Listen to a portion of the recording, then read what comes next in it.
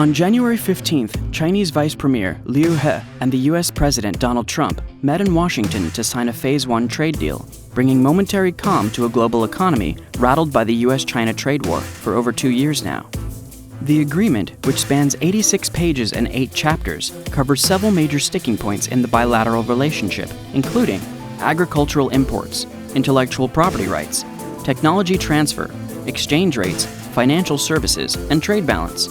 However, the deal is perhaps more notable for the issues it leaves unresolved. So, what's in the Phase 1 agreement? First, China has agreed to purchase an additional $200 billion worth of U.S. goods and services over a 2-year period compared to 2017 levels.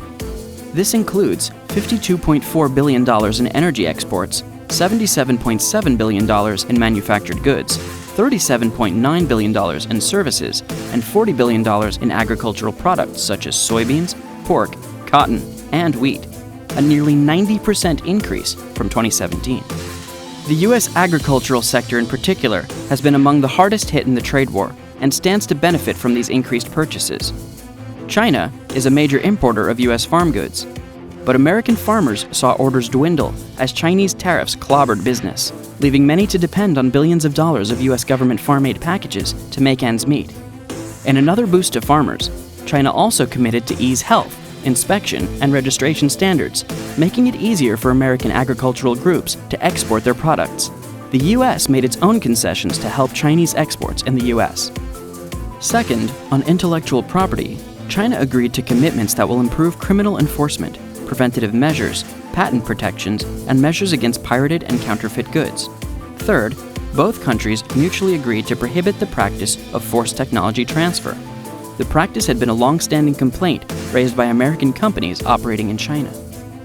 Fourth, both countries also mutually agreed to avoid manipulating currency exchange rates and to increase transparency in their markets. This includes commitments by China to accelerate the further opening of its financial market, in return for the U.S. promising to expeditiously consider pending requests by Chinese financial institutions and to give non-discriminatory treatment to Chinese electronic payment providers.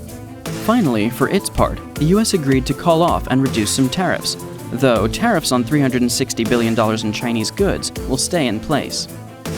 Despite these commitments, many have argued that major holes in the agreement make it simply a temporary ceasefire rather than a full-fledged systemic reform in the relationship. China's purchasing commitments are only for 2 years and may make American businesses and farmers even more dependent on China. Others are skeptical that the points in the deal will be met, as many of the promises are broad and vague, and the monitoring and enforcement mechanisms lack detail. But the Trump administration is confident that accountability will not be an issue. "We have total and full enforceability," President Trump said, noting that the remaining tariffs will help ensure China keeps its promise. Looking ahead, the deal enters into effect on February 14th, and President Trump has said that Phase 2 talks will begin immediately. With thorny issues such as subsidies, cybersecurity, digital trade, fentanyl, and full tariff rollbacks all still on the table.